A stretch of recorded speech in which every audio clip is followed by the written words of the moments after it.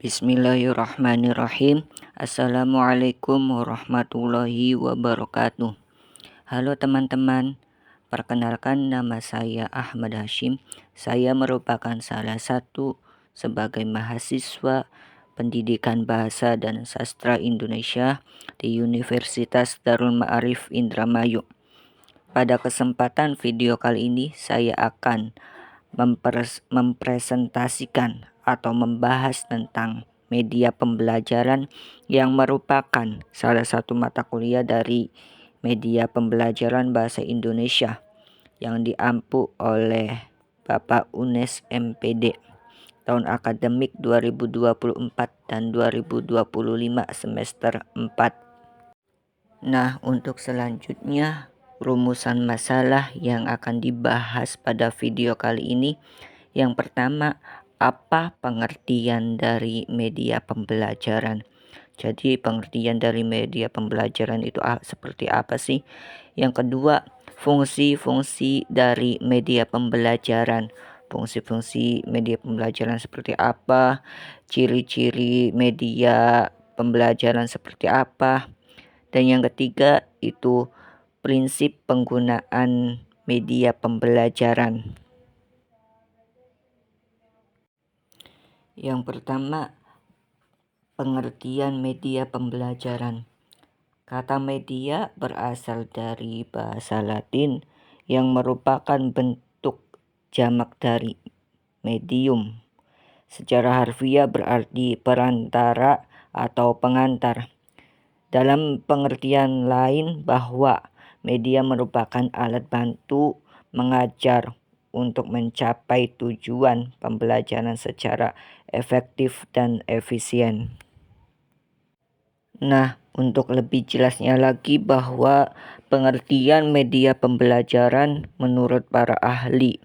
Yang pertama, menurut HAMKA 2018 mengatakan bahwa media pembelajaran dapat didefinisikan sebagai alat bantu berupa fisik atau non-fisik yang sengaja digunakan sebagai perantara antara tenaga pendidik yang disebut juga guru dan peserta didik yang disebut juga murid atau siswa dalam memahami materi pembelajaran agar lebih efektif dan efisien. Yang kedua, menurut Azikiwe 2007 halaman 46 mengatakan bahwa media pembelajaran mencakup apa saja yang digunakan guru untuk melibatkan semua panca indera, penglihatan, pendengaran, penciuman, dan pengecapan saat menyampaikan pelajarannya. Dan yang ketiga, menurut Akib 2010 mengatakan bahwa media pembelajaran adalah segala sesuatu yang dapat digunakan untuk menyalurkan pesan, merangsang pikiran, perasaan, perhatian, dan kemauan siswa sehingga dapat mendorong proses belajar siswa. Dan yang kedua yaitu fungsi-fungsi dari media pembelajaran. Menurut Munadi 2010 di dalam bukunya yang berjudul Media Pembelajaran mengungkapkan bahwa fungsi media pembelajaran itu terdiri dari 5.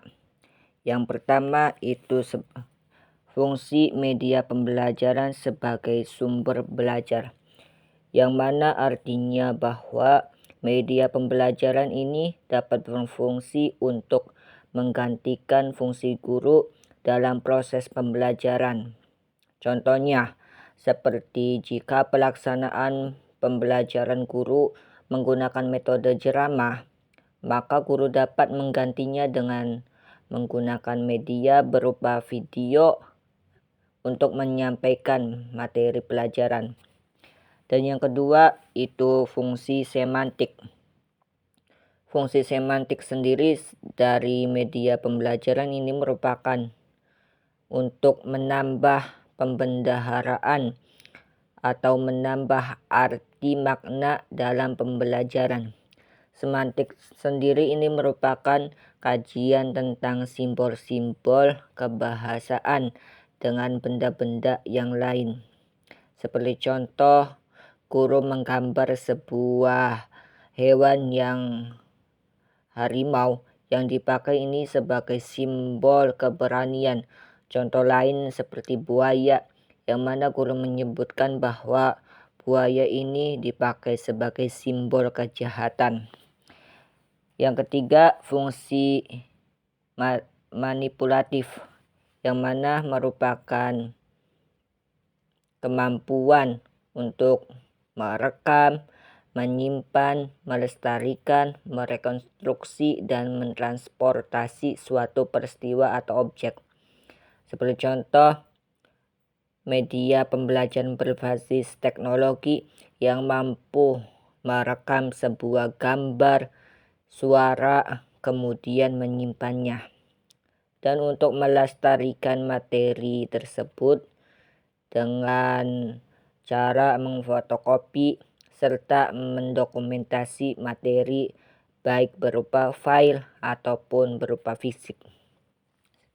Merekonstruksi sendiri ini bisa dilakukan dengan cara mengedit atau merevisi hasil data atau materi pelajaran yang sudah diolah.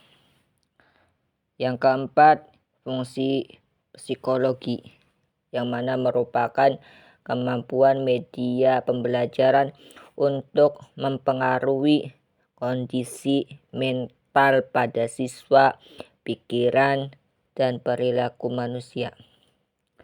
Dengan adanya menggunakan media pembelajaran sebagai psikologis yang tepat dan berdaya guna dapat membuat siswa lebih tertarik, fokus, dan termotivasi terhadap materi ajar. Yang kelima, fungsi sosiokultural. Fungsi sosiokultural ini artinya kemampuan media pembelajaran dengan mengatasi hambatan sosiokultural antar peserta didik dan dalam komunikasi pada proses pembelajaran. Arti dari sosiokultural sendiri berkaitan dengan segi sosial, komunikasi, bicara dengan budaya-budaya di dalam masyarakat. Seperti yang kita ketahui, Indonesia ini merupakan wilayah yang sangat luas dan suku-suku yang sangat beragam, memiliki tingkat sosiokultural yang tinggi. Dan selanjutnya, karakteristik atau ciri-ciri dari media pembelajaran tersendiri itu, yang pertama merupakan media pembelajaran memiliki penekanan terhadap visual serta audio. Selain itu, media pembelajaran juga memiliki arti sebagai alat atau media bantu dalam proses kegiatan pembelajaran. Media pembelajaran juga dapat digunakan dalam kegiatan proses komunikasi serta kegiatan berinteraksi antara guru dengan anak didiknya. Dan yang ketiga, prinsip-prinsip penggunaan dari media pembelajaran. Yang pertama itu untuk memperjelas penyajian pesan agar tidak terlalu monoton, dengannya menampilkan kata-kata tertulis atau lisan. Yang kedua, untuk mengatasi keterbatasan ruang, waktu, dan daya indera. Yang ketiga, memberikan stimulus yang sama, dapat menyamakan pengalaman dan persepsi peserta didik terhadap isi pelajaran. Yang keempat, media pembelajaran dapat memberikan kesamaan pengalaman kepada peserta didik tentang peristiwa-peristiwa di lingkungan mereka, serta memungkinkan terjadinya interaksi langsung dengan guru, masyarakat, dan lingkungannya.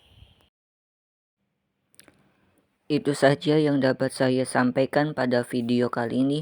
Saya mengucapkan terima kasih kepada semuanya yang sudah menonton. Jangan lupa subscribe dan like ya. di bawah video ini. Bye bye semuanya. Wassalamualaikum warahmatullahi wabarakatuh.